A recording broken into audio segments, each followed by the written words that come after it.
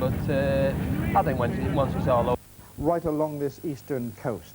Temperatures on Sunday really not too bad, still very warm down in the south and turning out to be very humid. Well, that's it from me. Bye-bye. From the BBC in the Midlands, Alan Towers and Sue Beardsmore with Midlands Today. Tonight, brain cell transplants. A Midland surgeon gets the go-ahead for more operations.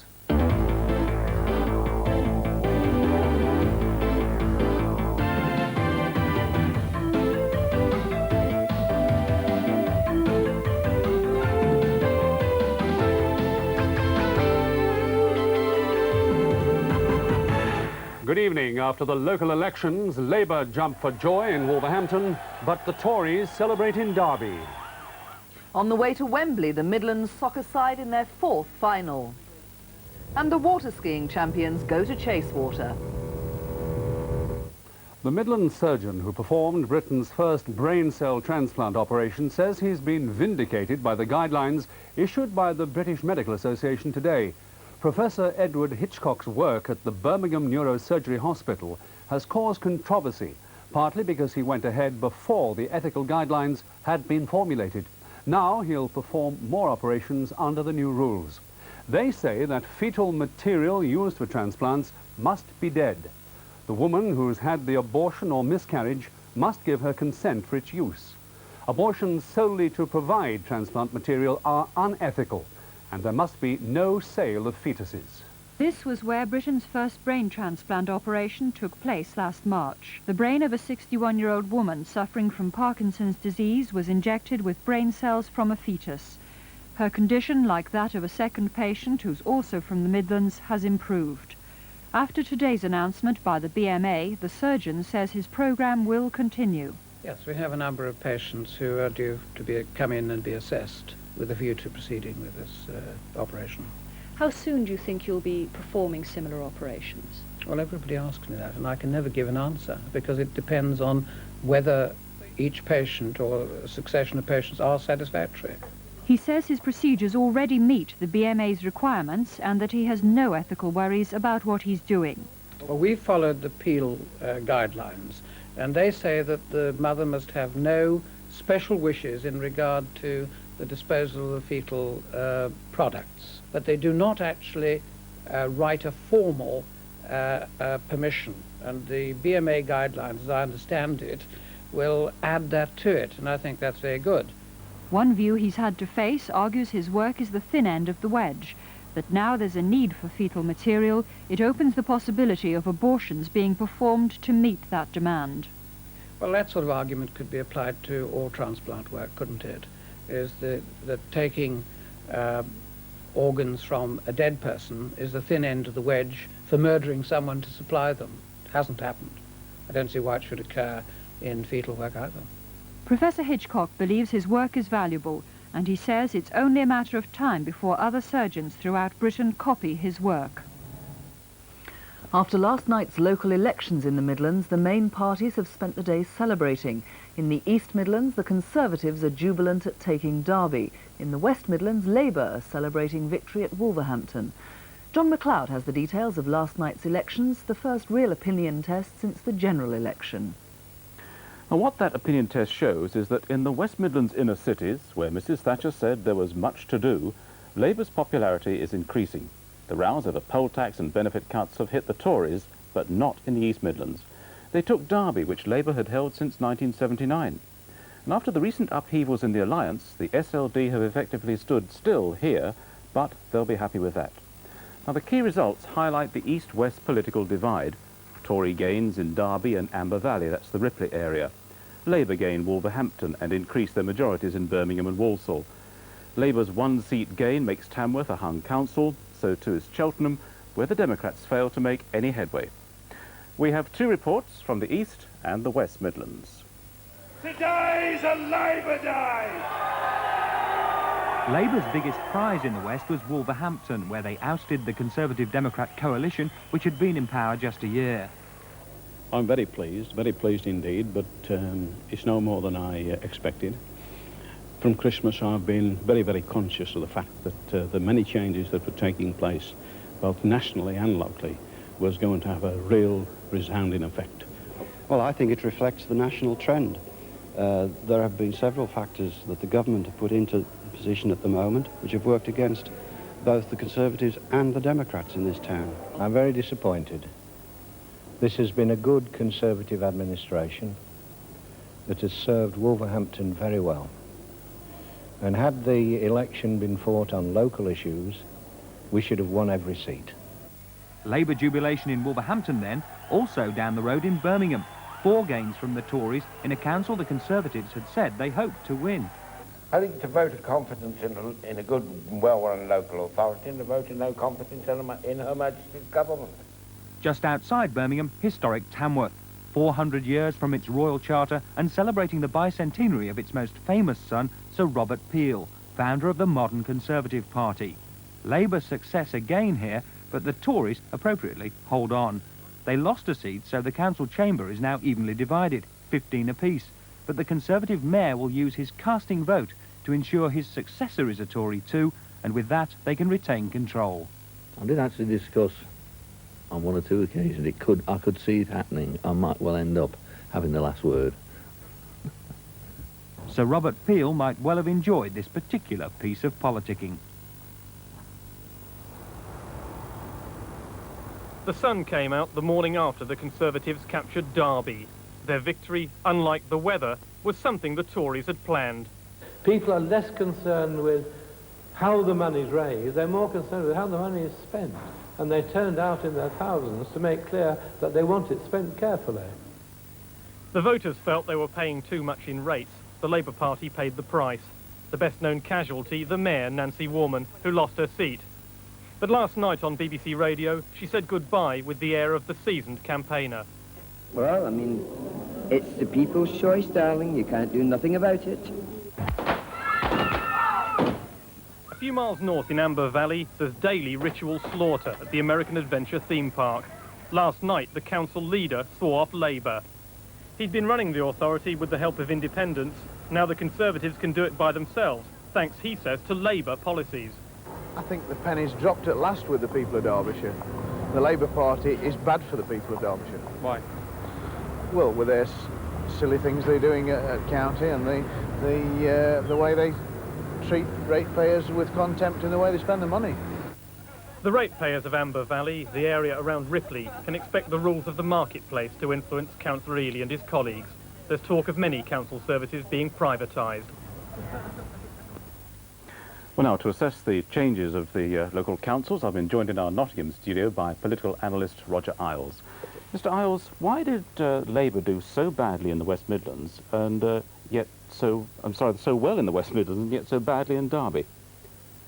Well, they didn't do that badly in the West Midlands. They did quite well. There are so few results in the East Midlands that we can't really say there's an east-west divide. Certainly that the Derby and the Amber Valley result is showing that they hadn't done as well as they could have expected. I think the primary reason for that is going to be the Derbyshire County Council's rates and the fact that it's got the largest shire rate in the county, in the country, and that there is a long-term trend tending to be against Labour in Derbyshire, which has been going on for 20-odd years now. But it can't be just local issues, surely it can. There must be much more of a national scene in Derby as well. No, I think at the margin it's been the... I mean, Labour's done about 2 to 3% worse in Derby than it's done everywhere else, and I think that is, that sort of smallish percentage is a result of the local issue, with the rates in Derbyshire. Imagine that the party leaders will sit at home this weekend contemplating the results that they've seen here in the Midlands. What can they draw from them? Well, there's comfort in it for all three parties, actually. First of all, the Labour Party have done quite well, and particularly well in Birmingham, and I think they can be very pleased with that. And not only have they done quite well in the West Midlands, but they've done well, more importantly, where it matters. That's in some of the marginal seats where they, Selly-Oak and Northfield, for example, where they really need to do quite well. And so that's good news for them. On the eastern side, they haven't had so many results. They did quite well in Lincoln, by the way, which is on the east. So they have a base to build from. The Liberals were in danger. Then?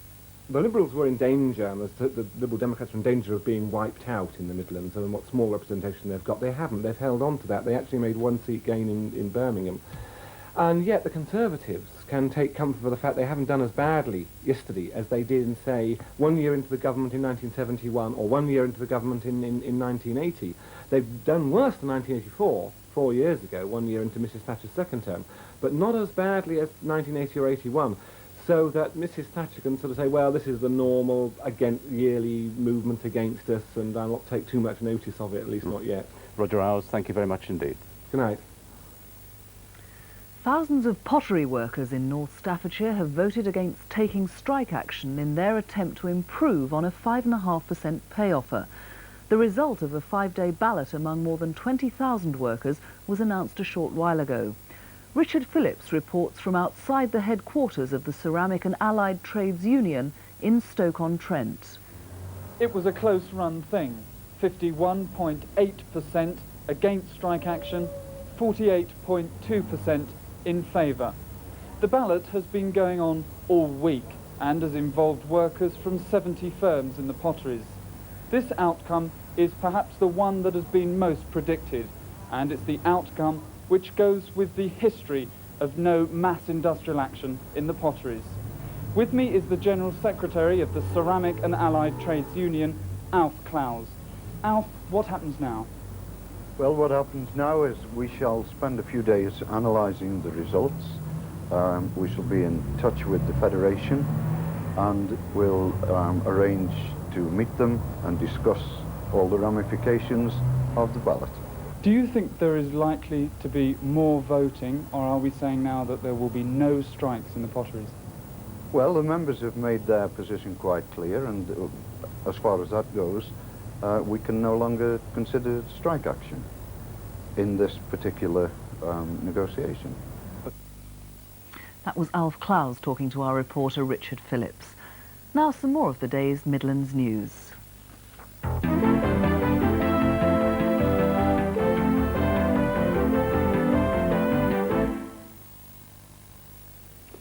A 15-year-old boy who raped a Midlands councillor in her own surgery has been ordered to be detained for 3 years.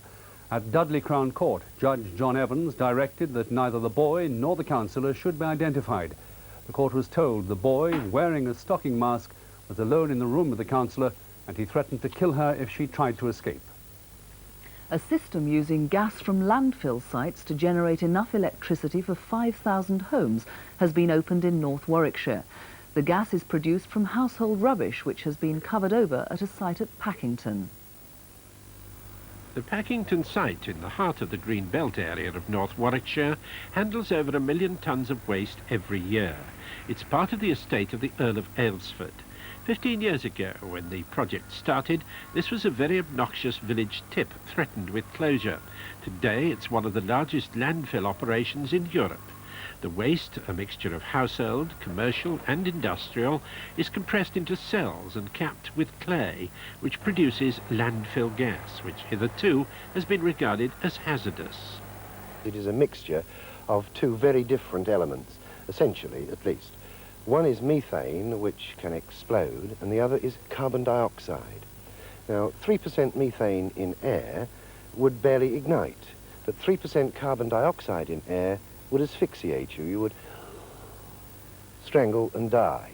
So you've got the two elements in the gas, plus a lot of other trace elements such as hydrogen, nitrogen, and a little oxygen, and then a whole gamut of other things that are given off by these millions of munching microbes and burping bugs. But how dangerous, then, is it to handle? It need not be dangerous at all, providing you treat the gas as though it's dare I say, the French language, le gaz. You treat it as masculine. In other words, it's going to take the easy and idle pathway out of the landfill. So if you build in easy and idle pathways for it to take, you can then capture that gas, harness it and use it. The Department of Energy and the MEB have cooperated in creating this pilot plant to generate the electricity which now flows into the grid. The gas turbine is similar to the type used in Hercules aircraft. Well, we're delighted to be involved with this first pilot project. We've always encouraged private generation. and this project is producing 3.5 megawatts direct into our system, and that's a considerable help to us, particularly as we look towards the future. The MEB men are hoping that in the long term, systems like this will increase the competition for the Central Electricity Generating Board, and that could mean cheaper electricity. That was Geoffrey Green reporting. Magistrates have been told today that an ex-serviceman was so angry at the deaths of soldiers in Ireland that he made a hoax bomb and planted it in the Irish club in Gloucester. The area was sealed off for an hour before a bomb disposal team exploded the device in a car park. The case against James Morgan, a 50-year-old welder who admitted the charge, was adjourned for a month for reports. 23 football supporters have appeared before Birmingham magistrates charged in connection with a number of incidents at last month's Aston Villa-Shrewsbury match. One Shrewsbury fan was fined £400 and the rest were bailed to appear later in the year. The clashes happened before the second division game on April the 23rd. Up to 700 jobs could be lost in the Coventry area, with up to 100 going at Beeston in Nottinghamshire, following the merger of GEC Telecommunications and Plessey. The new company formed a month ago. GPT has announced what it calls a major reorganisation, with 2,000 jobs going at 5 plants in different parts of the country.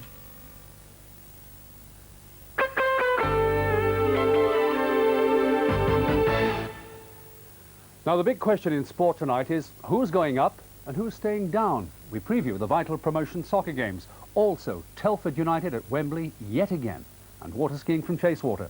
The details, as usual, from Steve Lee. It's cricket first tonight, and an astonishing performance today from Worcestershire's Graham Hick. He made 405 not out in Worcestershire's 628 for 7 declared down at Taunton. Well, Hick began today unbeaten on 179 and soon was on his way to the second highest county championship score ever. The previous record, 425, was set ironically at Taunton by Archie McLaren in 1895. Hick was at the crease for 9¼ hours, hitting 11 sixes and 35 fours. He's now made 850 runs already this season. On to soccer now, and the last Saturday of the season promises to be a tense one. In the scramble for promotion, Aston Villa travel to Swindon. They must win, and Middlesbrough must slip up if Villa are to go up with Millwall. Otherwise, it's the playoffs. Graham Taylor, the Villa manager, has taken his team to a Wiltshire hotel for the night. He'll be looking to experienced players like captain Alan Evans to steer his side through their last match of the season. It's now Alan Evans' 11th season at Villa. He's seen them win the First Division. He was there in Rotterdam when they won the European Cup. Now he's part of a new-look side struggling to get back to the big time. On Monday, that meant 36,000 packing Villa Park to see them play promotion rivals Bradford, David Platt getting the only goal. Villa now look likely to meet Bradford again in the playoffs. The fact that they haven't run away with the second division is, according to their skipper, entirely their own fault. Over the last month or so, we haven't had the results that we should have had. We could have had the second division soon up long before, but as you say, it was our own doing. We still have that opportunity to get back up to the first division, and we've got to make sure that against Swindon Town, certainly, that we put our own house in order and get the 3 points. Whether that's enough to take us up, we'll have to wait and see. There's a close finish too to the season in the third division. Sunderland are already champions. The second promotion spot could go to either Brighton, Walsall or Notts County. Northampton have played all their matches. The best they can hope for is a playoff place. So, these are the key matches tomorrow. County must win at Preston and hope that Walsall and Brighton lose. At Fellows Park, the Saddlers meet Gillingham while keeping in close touch with the results of their rivals. Pocket calculators could well be necessary. Well, it's another important day tomorrow in the history of Telford United Football Club. The Vauxhall Conference side are at Wembley for their 4th appearance in the FA Trophy final. But this time they meet Enfield, a team they've already beaten twice this season in the league. Snapshots in the sun this morning before the players of Telford United prepared for the trip south. Cup success is nothing new here. They've beaten 15 Football League sides in the FA Cup. Tomorrow they aim to win the FA Trophy for the 3rd time. The last success was 5 years ago over Northwich. Telford are the Cup specialists, yet they remain in the Vauxhall Conference, unable to make the breakthrough to Division 4. So is it difficult for a non-league side at this level to do well in both Cup and League? There's a lot of pressure at this level, and to try and do the two is virtually impossibility. I think I've only ever known one side do it, and that was Wealdstone 3 years ago when they won the league and they won the trophy, and they'd got the league well and truly wrapped up early on in the season. I think if you do that, you've got a chance of doing the two. Telford's Cup tradition is impeccable. This was the defeat of Burnley in the FA Cup last season. Many top sides have found them hard going. Leeds on the receiving end here. The Yorkshire team only just scraped through. In 1985, Telford hit the national headlines. They reached the FA Cup 5th round, only to be beaten by Everton. Most of Telford's players come from out of town. There's just one local lad, and he played at Wembley for England's schoolboys. How will the experience compare this time? Hopefully, I'll enjoy it more, because the last time it was a bit daunting. There's 80,000 people there, and you know, I was only 14, 15. And it all seemed a bit much at the time. Last season, Kidderminster won the FA Trophy over local rivals Burton Albion. Telford travelled to Wembley, hoping to keep it in Midland hands. Well, there's top water skiing at Chasewater in Staffordshire on Sunday. It's the opening of the British Championships. And there are high hopes for Rachel Casson, a Birmingham teenager who's being tipped for the women's title. It costs money to win in this sport. A boat with more than 400 horsepower behind it can cost £25,000. Sponsorship is a must. At Chasewater there'll certainly be thrills and a few spills on a course which is tight enough to test the best water skier. Rachel Casson is 17. She had her first full season last year and has trained hard all winter with her sights set on a national title. She's had her share of knocks and she accepts she's in a dangerous sport. Well, it can be. I mean, if you fall off, sometimes you'll fall off and you'll come up seeing stars and you'll be winded and everything, but you get over it. That's why you've got to be strong to take the falls. Even on this man-made lake, conditions get rough, with up to 25 boats battling for position in races which can run for up to an hour at speeds of 70 miles an hour plus. But there's more to ski racing than just holding on. Sunday is the first of 8 national rounds. In the weeks ahead, competitors will face the arduous events at sea. And that's when, they tell me, you really know your water skiing.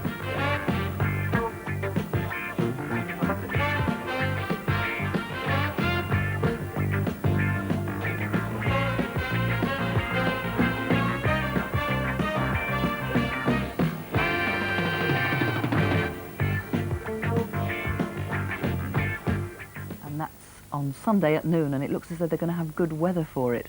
Now, a look at the weekend weather now. Tonight's pictures from 9-year-old Victoria Capewell, who goes to Draycott Manor County Primary School in Stoke-on-Trent. After a fine, quite warm end to the day, the whole of the Midlands will stay dry right through the night with just a little cloud about. The temperature's likely to fall to about 5 Celsius, 1 or 2 places having a touch of ground frost around dawn, particularly around the Shrewsbury area. In the morning, any mistiness will soon clear and it should be sunny again, temperatures rising quite quickly and just a light southeasterly breeze. And it should be another quite summery afternoon, everywhere dry with a good deal of warm sunshine, top temperature 19. There'll be rather more of a southeasterly breeze about though. And the outlook for Sunday and Monday remaining fine and warm on Sunday, but there may be some showers by Monday, though still warm. And tonight, caps off, you shouldn't be wearing them in the house anyway, to Graham Hick of Worcestershire, who's made 815 runs so far this season, and the wickets aren't even aired yet. Have a nice weekend. Bye-bye.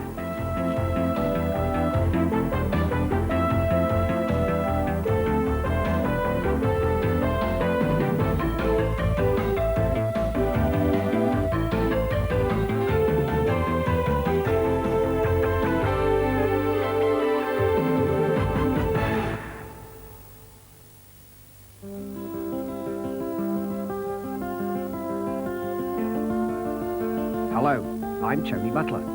The next stage of my narrowboat journey is through Warwickshire and on into Leicestershire. From the canal you'll be seeing some of the most beautiful countryside in England.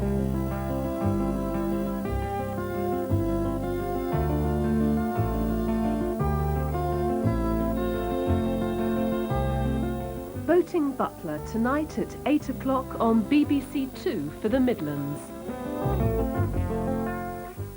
Friday evening on BBC1 starts with Wogan. Stu Lawley's guests include Ned Sherrin and Harry Enfield.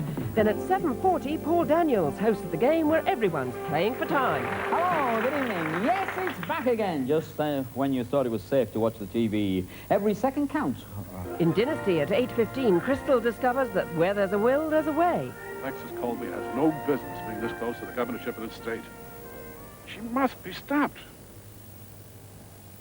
I think now we can do it. In Thin Air at 9:30, Rachel breaks onto the airwaves to try and flush out the killer. Colin, what is going on? Wouldn't believe it. We've got our saboteur back. At 10:20, the first of a new series of Omnibus celebrates America's most durable songwriter, Irving Berlin.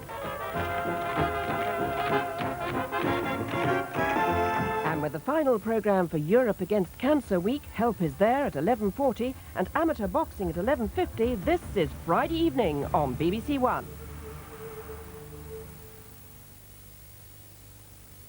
So now Sue Lawley takes the chair for a week ending Wogan.